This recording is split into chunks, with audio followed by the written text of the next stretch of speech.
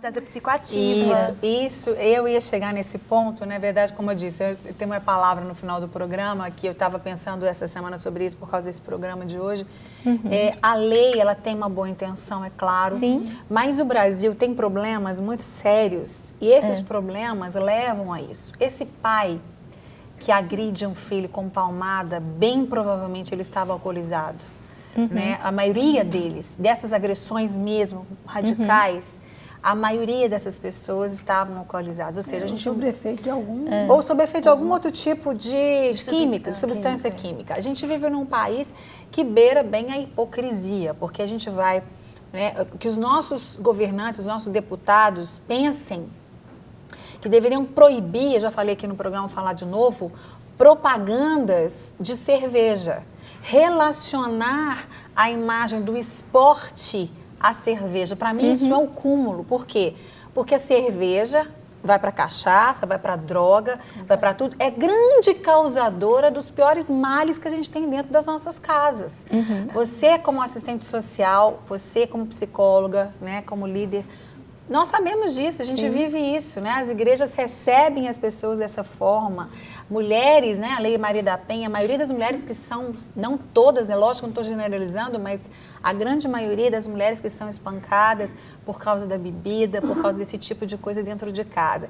Então, o Brasil precisa repensar muita coisa, associar, né, um jogador, deveria ser proibido, um técnico de futebol, um jogador de futebol, associar a sua imagem à cerveja, dizer que na Granja Comari tem uma plantação de cevada. Isso eu acho tão absurdo, eu fico tão indignada, porque as nossas crianças têm o futebol como um alvo da vida delas.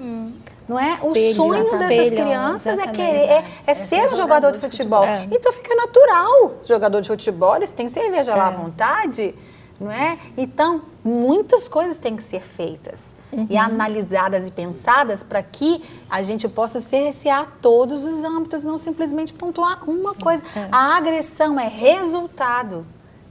E aqui eu quero pegar esse gancho assim e falar aqui para famílias cristãs mesmo. Na minha casa, por exemplo, nós somos totalmente abstêmicos. Totalmente. Eu até confesso que logo que eu casei... não bebem nada alcoólico. Nada.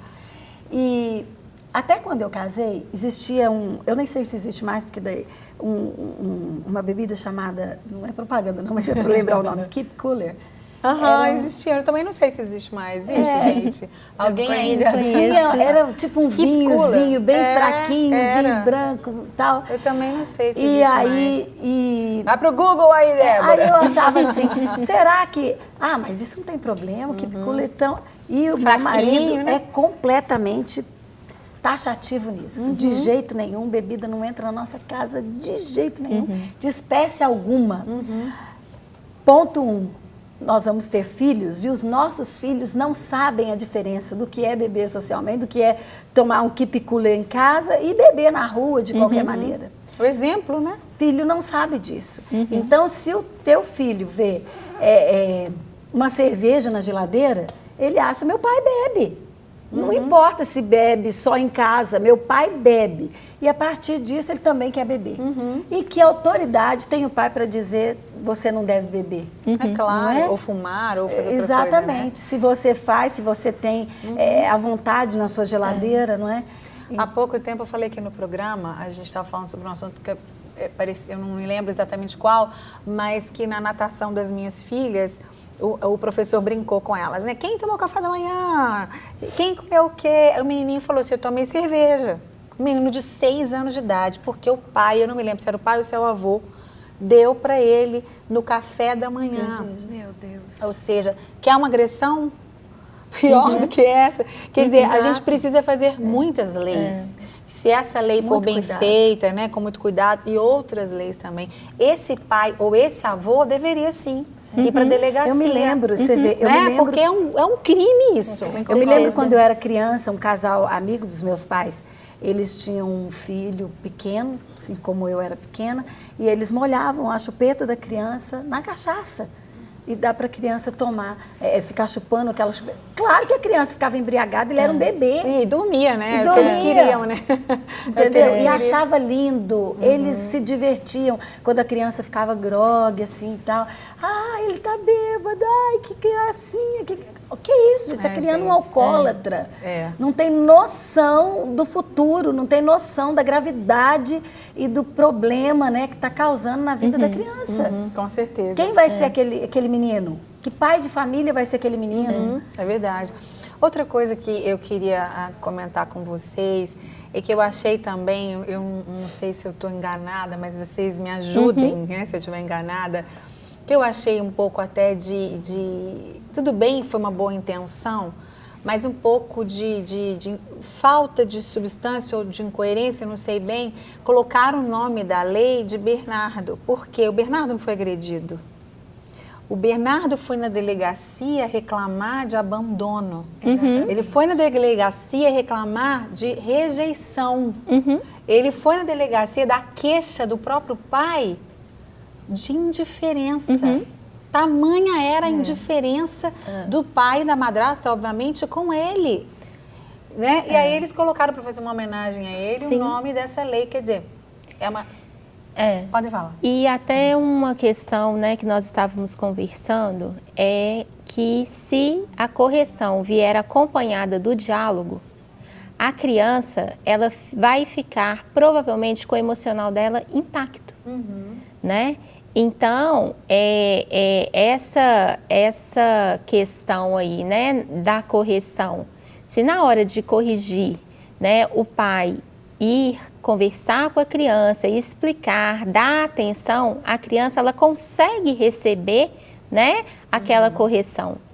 Então, muitas vezes, né, os pais, eles se omitem, né, na conduta com o filho, essa questão mesmo, né, da falta de atenção, né, a criança muitas vezes ela se sente rejeitada, mas ela não se sente assim, muitas vezes é preferível às vezes o pai ir corrigir, mas explicar. E se a criança se sentir amada, né, ela vai lidar com aquela situação assim, de uma forma tranquila. É verdade. Né? Ela vai, muito, eu acho que a dor, eu fico imaginando a dor daquele menino, eu chorei tanto quando eu via a matéria, né, falando, a morte foi uma coisa terrível, absurda, né, insana. Mas imaginar um menino da idade dele ir sozinho numa delegacia e dizer, é um pedido de socorro, né, que ele deu. Pelo amor de Deus, alguém me ajuda, eu preciso de um pai, eu preciso de amor. Se ele tivesse sido corrigido talvez um dia, ele se olhasse, olha, eu existo. Meu pai sabe que eu existo. Tem criança que respira aliviada, porque às vezes a gente percebe que a criança, quando ela começa a chamar muito atenção, é porque ela quer algum tipo de... Tá pedindo socorro. Sim, ela quer algum tipo de carinho, alguma coisa. E aí eu atendo crianças e às vezes elas me falam, né? Ah, minha mãe hoje me corrigiu, meu pai me corrigiu. Mas eu sinto que eles fizeram isso porque eu sou importante para eles. É isso mesmo. Né? Agora, Márcia, a minha preocupação é a seguinte, porque como você mesma relatou, né, ele foi atrás de socorro, mas ele não recebeu o socorro. Então, assim, será que o Estado está preparado? Ele vai dar esse suporte? Porque como a gente assistiu na matéria, né, em casos mais extremos, há a possibilidade de perder o poder familiar, de afastar os pais da casa. Mas e aí? E se essa criança não conseguir ser inserida na família extensa, para onde que ela vai? Será que o Estado está preparado? E outra coisa, o pai, às vezes, ele pode errar uma vez na dose. Vamos supor que ele errou naquele dia na dose. E aí um vizinho denuncia, alguém denuncia, quer dizer, vai tirar o pai de casa, porque todos nós podemos errar um dia. Claro que não é ideal de jeito nenhum. E a gente estava comentando aqui, né, que o Brasil está indo pelo mesmo caminho que os Estados Unidos foram. As crianças dos Estados Unidos, elas aprendem na escola, com 2, 3 anos, elas já sabem. O pai fala com ela, dá uma ordem para ela e fala alguma coisa com ela com um pouco mais de ênfase, elas já falam com os pais, vocês não podem me bater. Se você me bater, você vai ser preso, eu chamo a polícia. Então há também uma questão muito grande no mundo espiritual da autoridade. Isso é tirar, como a gente viu na matéria, a mãe dizendo, olha, eu posso ter liberdade de corrigir meu filho como eu quiser. É claro que por causa dos casos extremos, como a Ana Paula disse, muitas coisas que a gente vê, eles estão preocupados em fazer essa lei. mas é um caminho muito complicado, muito difícil. Por quê?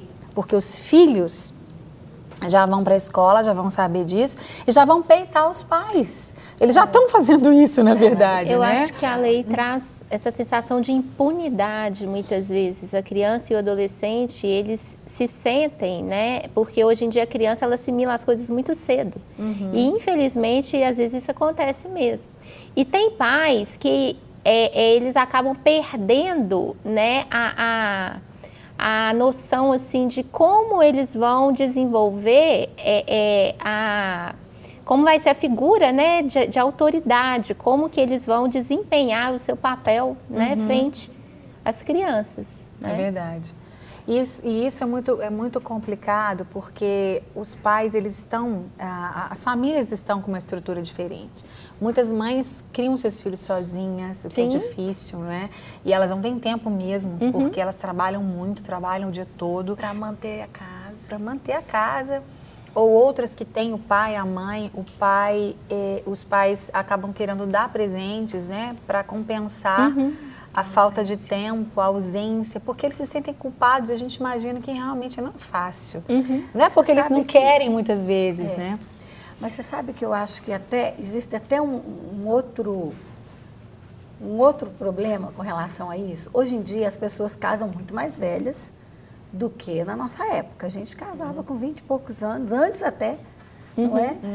Eu tenho uma sobrinha que casou com 16 anos, eu estava até visitando ela esses dias. Ela hoje tem Muito 32 novinha. anos, né? Tem os filhos dela. 16 anos de casada. Mas 16 anos. Metade da vida. Eu lembro que eu entrei em pânico, liguei pro meu irmão, você tá maluca, ela vai casar. E não tinha nenhuma necessidade, tipo assim, estava grávida.